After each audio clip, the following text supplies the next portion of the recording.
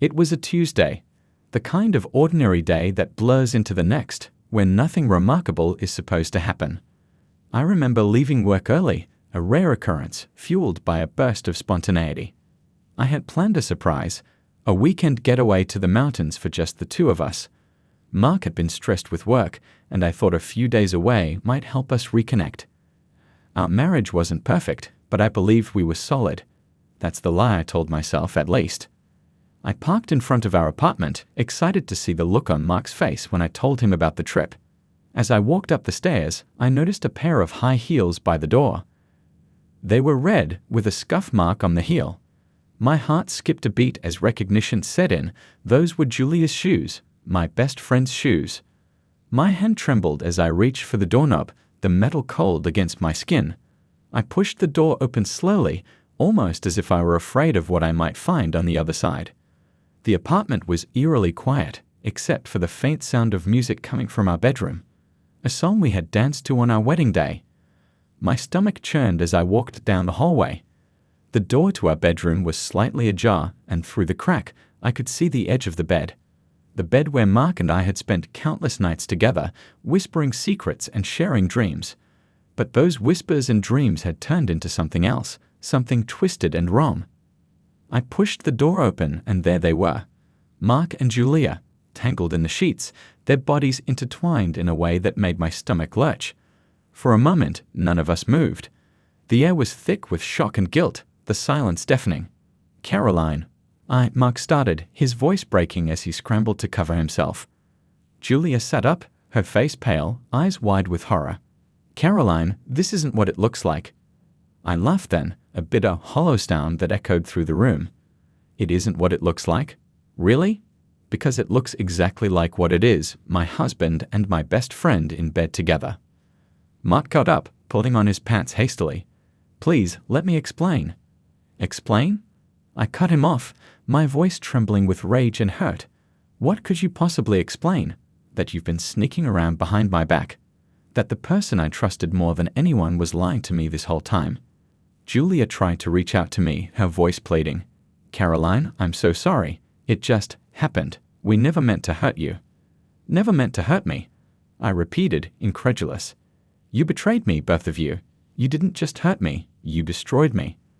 I felt my vision blur as tears welled up, but I refused to let them fall. I couldn't show weakness, not in front of them. I needed to get out of there, away from the lies, away from the broken pieces of my life. Without another word, I turned on my heel and walked out. My feet moved on autopilot, carrying me out of the apartment, down the stairs, and into the car. My hands shook as I fumbled with the keys, but I managed to start the engine and drive away. I didn't know where I was going. All I knew was that I needed to escape. The city streets blurred as I drove aimlessly, my mind racing, my heart pounding. Every memory, every tender moment with Mark was now tainted. And Julia, how could she do this to me? She had been like a sister to me, someone I confided in, trusted with my deepest fears and secrets. Now those secrets felt like weapons she had used against me. I ended up at the edge of the city, parked by the river where Mark and I used to go for walks. I sat there for what felt like hours, staring blankly at the water, trying to make sense of what had just happened. But there was no sense to be made, no justification that could ever erase the betrayal I had just witnessed. My phone buzzed in my pocket, breaking the silence. I pulled it out to see a message from Mark. "Please come home. We need to talk." I threw the phone onto the passenger seat, the sound of it hitting the leather breaking through the numbness that had settled over me. I couldn't go back, not to that apartment, not to the life I thought I had. I needed to get away, far away, where I could start over, away from the people who had ripped my heart out and crushed it underfoot. And that's when I remembered the cottage, the one my grandmother had left me, tucked away in a quiet village far from the city. It had been years since I'd thought about it, but now it seemed like the perfect place to escape, to disappear and rebuild my life from the ashes of what once was. With a deep breath, I started the car and headed toward the highway. As the city lights faded in the rearview mirror, I felt the first flicker of something I hadn't felt in days, hope. Maybe, just maybe, I could find peace again. The sun was just beginning to rise when I finally returned to the apartment. The light filtering through the windows felt intrusive, too bright for the darkness that had settled in my heart. I hadn't slept. I couldn't. The betrayal replayed in my mind like a broken record, every detail sharper than the last. I knew I couldn't stay here, surrounded by the remnants of a life that had been nothing but a lie. I pushed open the door to the apartment, the familiar scent of lavender filling the air. Julia's favorite, not mine. The smell made my stomach turn, and I hurried past the living room, avoiding the sight of our wedding photo hanging on the wall. The bedroom door was closed, as if trying to hide the sins committed within. I couldn't bring myself to open it. Instead, I went straight to the closet and grabbed a suitcase. My hands moved quickly, almost mechanically, as I tossed in clothes, shoes, anything I could think of in the moment. I didn't care what I took, I just needed to leave. As I was zipping up the suitcase, the front door creaked open. Mark's voice called out tentatively, "Caroline? Are you here?" I froze, my heart pounding in my chest. I didn't want to see him, didn't want to hear whatever excuse or apology he had prepared.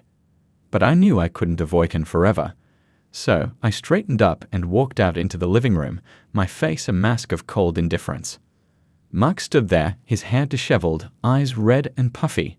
He looked like he hadn't slept either. "Caroline," he said softly, taking a step toward me. "We need to talk." I crossed my arms over my chest, keeping my distance. "There's nothing left to say, Mark. You made your choice, and now I'm making mine." His face crumpled as if he were in physical pain. "Please, Caroline, I made a mistake, a horrible mistake. But we can work through this. We can fix it." "Fix it?" I repeated, my voice rising. "How do you suggest we fix this? You betrayed me, Mark. You and Julia both. How do you expect me to ever trust you again?" He ran a hand through his hair, frustration evident in his every movement. "I was stupid, okay? I got caught up in. I don't even know. But I love you, Caroline. I never stopped loving you." I shook my head, feeling tears prick at the corners of my eyes, but I refused to let them fall. "Love isn't supposed to hurt like this, Mark. You didn't just make a mistake. You destroyed everything we had." He reached out, his hand hovering near mine, but I pulled back, taking a step away from him. "I can't do this," I whispered, my voice trembling. "I need to leave. I need to get away from all of this." "Where will you go?" he asked, desperation creeping into his voice. I hesitated for a moment, then said, "The cottage. The one my grandmother left me. I'm going there to think, to figure out what's next." "Let me come with you," he pleaded, his eyes wide. "We can go together, and maybe—" "No, Mark," I cut him off, my turn final. "I'm going alone. I need space. I need time to heal, and I can't do that with you here, reminding me of everything I've lost." He looked like he wanted to argue, but something in my expression must have stopped him. He nodded slowly, his shoulders slumping in defeat. "Okay, if that's what you need, I'll give you space. But I won't stop fighting for us, Caroline. I won't give up on us." I didn't respond. There was nothing left to say.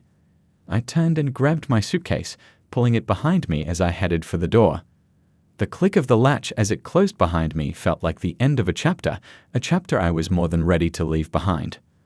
The drive to the cottage was long, winding through the countryside as the city faded into the distance. With each passing mile, I felt the tightness in my chest begin to ease, the constant weight of betrayal lifting, if only slightly. The air grew fresher, cooler, as the landscape transformed into rolling hills and dense forests. It was beautiful, serene, exactly what I needed. When I finally pulled up to the cottage, a sense of calm washed over me. It looked just as I remembered, small and quaint, with ivy creeping up the stone walls and a wooden door that seemed to invite me in. I had spent many summers here as a child, listening to my grandmother's stories by the fireplace, exploring the woods that surrounded the property. It had always felt like a place of magic and wonder, and now it was my sanctuary. I stepped out of the car, taking a deep breath of the crisp, clean air.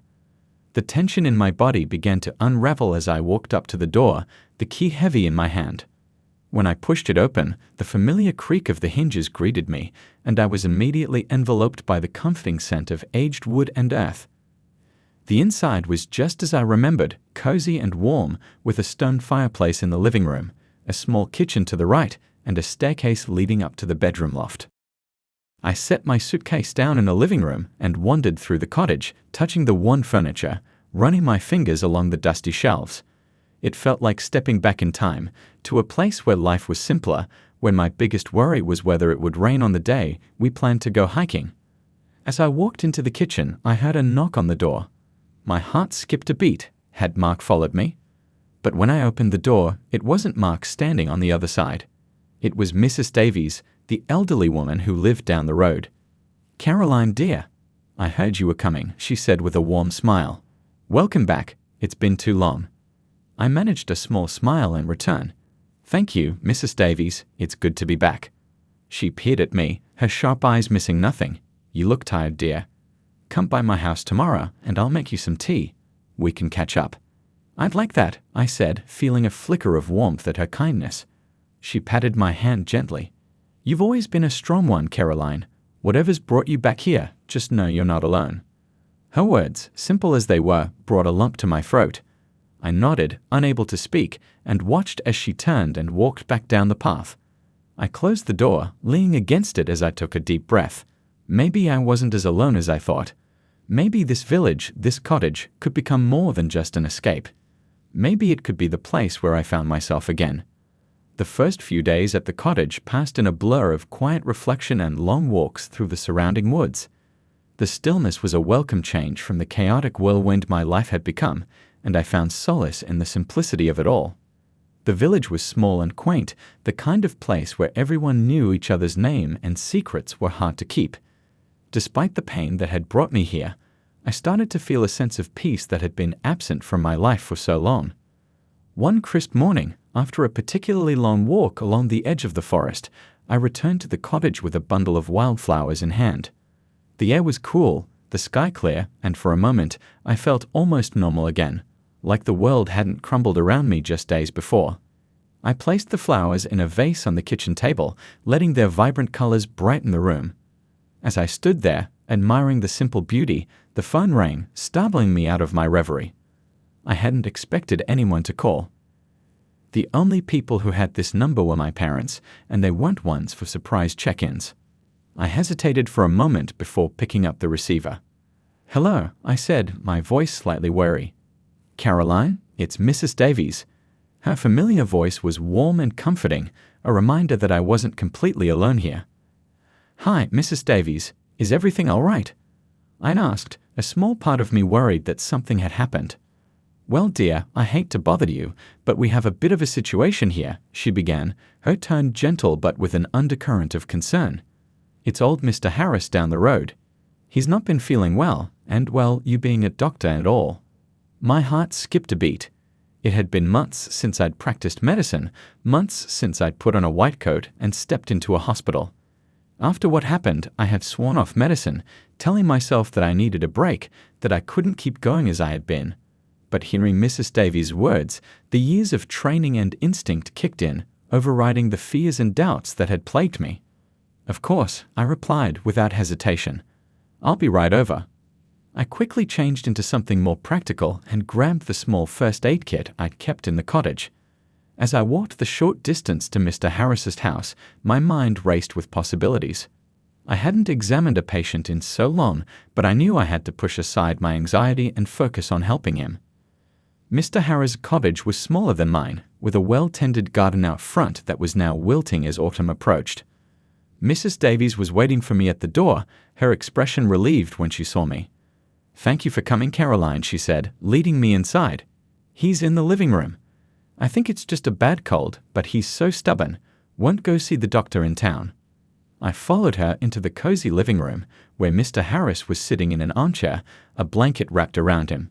His face was pale, his breathing labored, and he looked up at me with a mix of curiosity and resignation. "Well, if it isn't the young doctor," he said, his voice raspy. "I heard you were back." "I am, Mr. Harris," I replied with a smile. "And it looks like I've come just in time." He chuckled weakly, but it turned into a cough that made him wince. I moved closer, setting down my kit and taking a seat beside him. "Let's have a look at you," I said, slipping into the familiar rhythm of an examination. I asked him about his symptoms, took his temperature, and listened to his chest with the stethoscope I'd kept from my hospital days. As I worked, I felt a sense of calm and control return, a reminder of why I had chosen this path in the first place. Mrs. Davies watched from the doorway, her concern evident. "Is it serious, dear?" I finished my examination and turned to her with a reassuring smile. "It's a respiratory infection, but it's not too severe. He'll need some antibiotics, plenty of rest and fluids, but he should be just fine." Mr. Harris grumbled under his breath. "I don't need any fussing. I've been through worse." "Of course you have," I said gently, "but that doesn't mean you should neglect your health now. I'll call in a prescription for you, and I'll check on you in a day or two." He gave me a grudging nod of acceptance, clearly not thrilled with the idea of being fussed over, but knowing better than to argue. Mrs. Davies beamed at me, her gratitude evident in her eyes. "Thank you, Caroline," she said, placing a hand on my arm. "You've been a godsend." "It's no trouble at all," I replied, though inside I felt a mix of emotions. Helping Mr. Harris had reawakened something in me, a deep-seated love for medicine that I had tried to bury after everything that happened. But now I wasn't sure I wanted to let it go. As I left Mr. Harris's cottage and walked back home, I found myself thinking about the patients I had left behind, the people I had helped, and the ones I couldn't save. It had all become too much, and that was why I had walked away. But now, as I returned to the quiet of my own cottage, I realized that perhaps I had been too hasty. Maybe medicine was still a part of me, something I couldn't simply abandon, no matter how hard I tried. Later that evening, as I sat by the fireplace, a cup of tea in hand, I thought about the road ahead. The pain of Mark's betrayal still lingered, but it was no longer all-consuming. I had been a doctor before I had been a wife, and that part of me, the healer, was still very much alive. The village was quiet, but I knew that this place held more than just an escape. It held a chance for me to rediscover who I was, to heal not just my patients, but also myself. I wasn't ready to give up on medicine, not yet. Helping Mr. Harris had reminded me of the joy that came with healing, the sense of purpose that I had lost somewhere along the way. As I stared into the flickering flames, I made a decision. I would stay here, in this village, and I would find a way to balance the new life I was building with the calling I had tried to leave behind.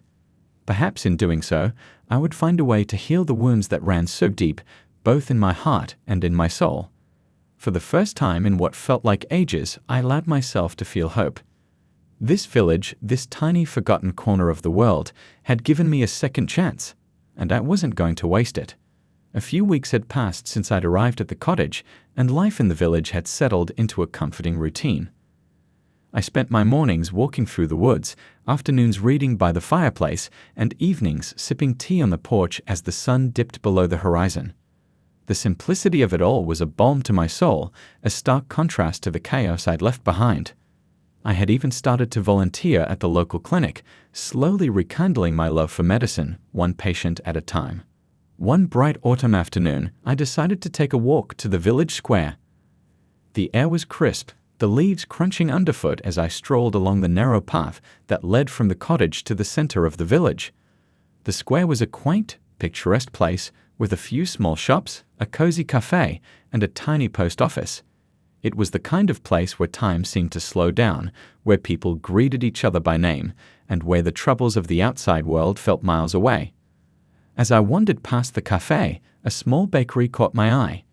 The scent of freshly baked bread and pastries wafted through the air, enticing me to step inside. The bell above the door chimed as I entered, and I was greeted by a young woman behind the counter, her smile warm and welcoming. "Good afternoon," she chirped. "Can I help you with anything?" I returned her smile. "Just browsing, thank you. Everything smells amazing." She beamed with pride. "We bake everything fresh every morning. If you're in the mood for something sweet, I highly recommend the apple turnovers." I glanced at the display case, where golden pastries filled with spiced apples and cinnamon beckoned to me. "They do look delicious. I'll take 2, please." As she wrapped up the turnovers, the doorbell chimed again, and a little girl, no older than 7 or 8, burst into the bakery, her cheeks flushed from the cold. Her curly brown hair was tied back in pigtails, and her eyes sparkled with excitement as she bounded up to the counter. "Daddy, can I have a cookie?" she asked, her voice filled with hopeful anticipation. I looked up, curious to see who she was speaking to, and was met with the sight of a tall, broad-shouldered man entering the bakery. He had dark hair that was slightly tousled, and his deep blue eyes twinkled with amusement as he smiled down at the girl. "We'll see, Emma," he said with a chuckle, his voice warm and rich. "But only if you promise to share it with me." The girl, Emma, grinned and nodded enthusiastically. "Deal." As they approached the counter, I couldn't help but notice the way he gently placed a hand on her shoulder, a gesture full of love and protection. He seemed like a man completely at ease with himself and with the world around him. "Afternoon, Layla," he greeted the young woman behind the counter. "We'll take 2 chocolate chip cookies, please." "Coming right up, Cooper," Layla replied with a smile. "And they're fresh out of the oven." I tried not to stare, but something about the man, Cooper, caught my attention.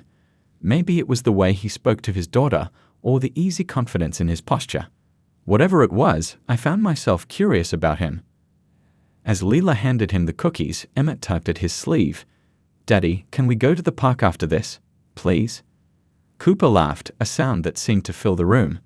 All right, but just for a little while, okay, I still have work to do." Emma squealed with delight, her joy infectious, and I couldn't help but smile at their interaction. As they turned to leave, Cooper caught my eye and nodded politely, a friendly smile on his lips. "Have a good day," he said, his voice kind. "You too," I replied, returning the smile. I watched them leave, the doorbell chiming as they stepped out into the crisp afternoon air. There was something about Cooper that intrigued me, though I couldn't quite put my finger on it. He seemed like a man who had his life together, who cared deeply for his daughter, and who carried himself with a quiet strength. After paying for my pastries, I left the bakery and decided to take a walk through the park myself. The sun was beginning to set, casting a warm golden glow over the village, and the air was filled with the earthy scent of fallen leaves. As I strolled along the path, I noticed Cooper and Emma up ahead, sitting on a bench near the duck pond. Emma was laughing as she tossed bits of cookie to the ducks, her eyes bright with delight. Cooper watched her with a fond smile, his expression softening with every giggle that escaped her lips. There was something so pure, so beautiful about their bond, and it stirred something deep within me.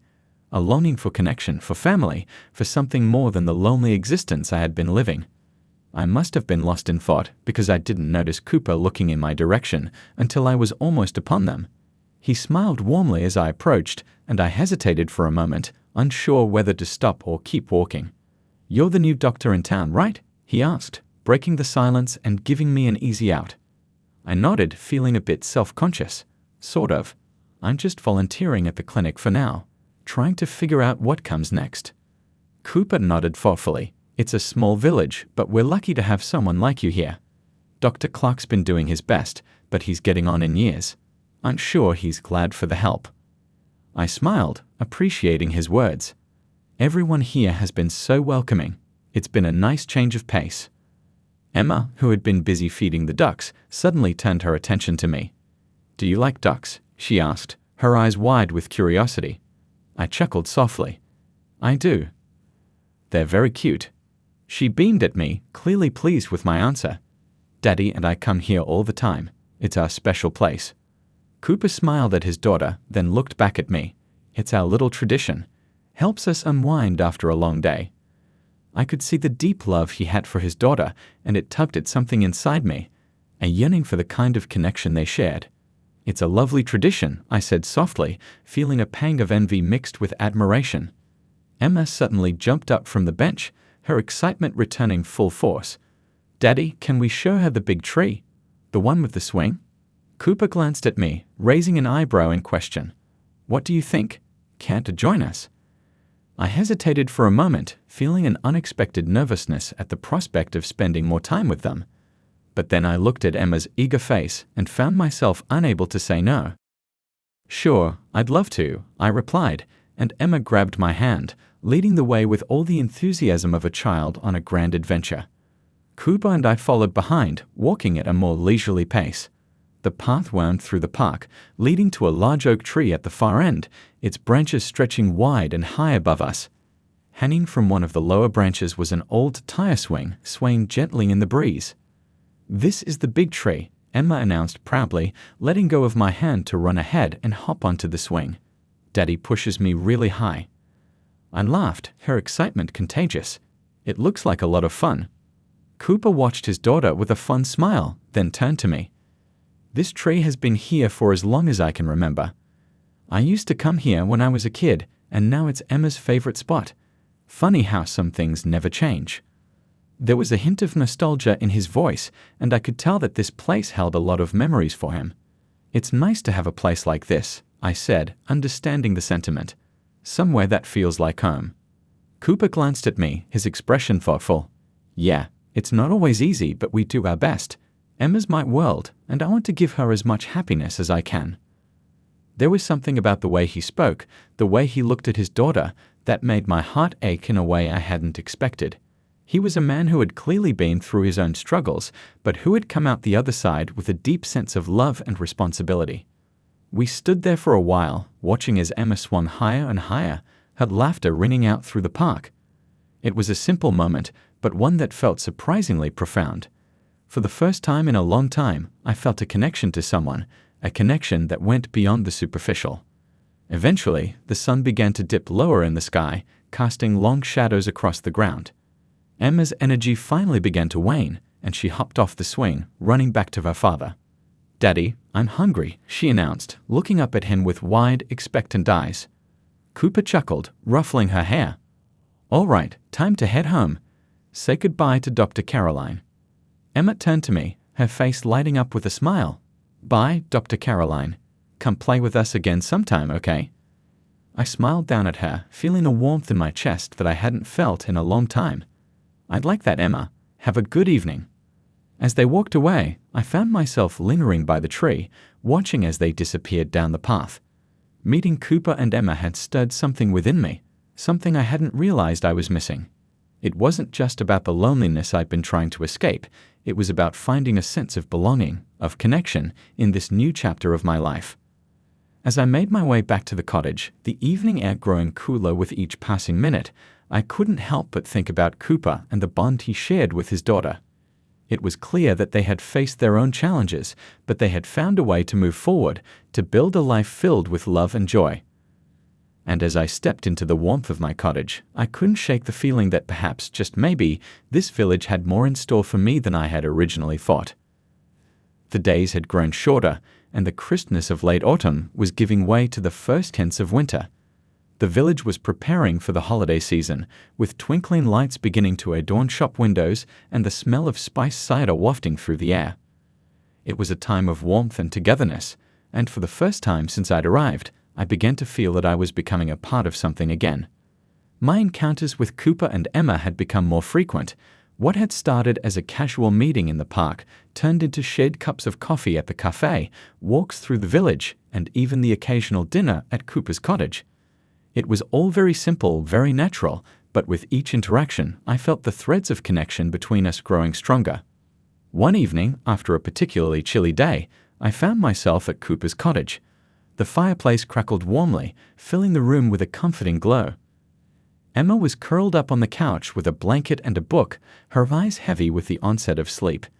Cooper and I sat at the small kitchen table, nursing cups of tea and talking quietly so as not to disturb her. "I can't thank you enough for everything you've done for Emma," Cooper said, his voice soft and sincere. "She's taken such a liking to you." I smiled, feeling a warmth in my chest that had nothing to do with the fire. "She's a wonderful little girl, Cooper. It's been a joy spending time with her, and with you." Cooper's eyes met mine, and for a moment there was a silence between us, filled with something unspoken but deeply felt. The weight of it was both comforting and a little overwhelming. I had been so focused on healing myself, on escaping my past, that I hadn't realized how much I needed them.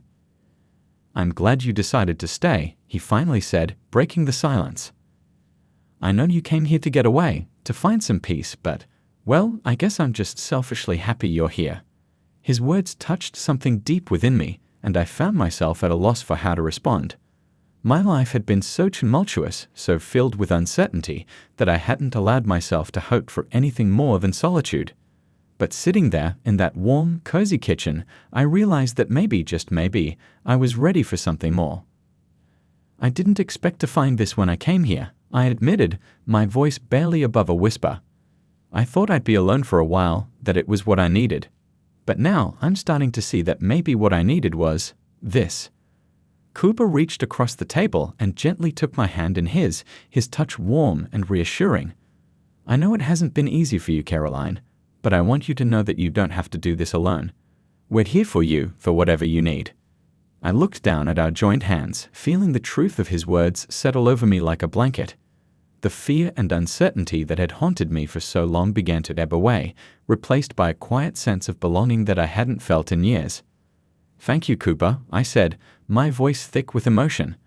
I'm so grateful to have found you and Emma. You've made this place feel like home. He smiled, a soft, genuine smile that made my heart ache in the best possible way. We're glad to have you in our lives, Caroline. You've brought something special into our world, and I can't imagine it without you now. I could feel the tears welling up in my eyes, but they weren't tears of sadness. They were tears of relief, of gratitude, of hope. I had spent so long running from my past, from the pain and the betrayal, that I hadn't realized I was running towards something even better. As if sensing the shift in the air, Emma stood on the couch, blinking sleepily as she looked over at us. "Daddy," she murmured, her voice small and drowsy. Cooper immediately rose and went to her, scooping her up into his arms with the ease of a father who had done this 1,000 times. "Hey, sweet pea. Time for bed." Emma wrapped her arms around his neck, her head resting on his shoulder. "Will you read me a story?" she asked, her voice muffled against his shirt. "Of course," Cooper replied, his voice filled with love and tenderness. "Let's get you all tucked in." He carried her toward her bedroom, and I watched him go, feeling a profound sense of contentment settle over me. This was what I had been missing, this simple, beautiful connection, this sense of family. It wasn't the life I had planned, but it was the life that was unfolding before me, and for the first time in a long time, I felt ready to embrace it. A few minutes later, Cooper returned, his steps quiet as he rejoined me at the table. "She's out like a light," he said with a chuckle. "That kid can sleep through anything." I laughed softly, nodding in agreement. "She's a lucky girl, having you as her dad." Cooper's smile was humble, but I could see the pride in his eyes. "I'm the lucky one. She's my world, Caroline. And I'm starting to think there might be room in that world for someone else too." The way he looked at me, the depth of emotion in his eyes, took my breath away. I had spent so long guarding my heart, afraid to let anyone in after what had happened, but Cooper had managed to break down those walls without me even realizing it. "I'd like that," I whispered, my voice trembling with the weight of what I was admitting, to him and to myself. "I'd really like that." Cooper's hand found mine again, his grip firm and steady. "Then let's take it one day at a time. No pressure, no rush. Just us." The simplicity of his words, the honesty in them, was exactly what I needed.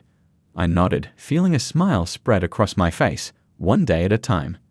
We sat there in silence for a while, our hands intertwined, the fire crackling softly in the background. It was a moment of quiet contentment, of mutual understanding, and it felt like the perfect beginning to something new and beautiful. As I made my way back to my cottage that night, the stars twinkling brightly overhead, I felt a lightness in my heart that I hadn't felt in years. I had come to this village to escape, to find a new path, and now I realized that I had found so much more. I had found a place where I belonged, a place where I could heal and grow and love again. The future was still uncertain, but for the first time in a long time, I wasn't afraid.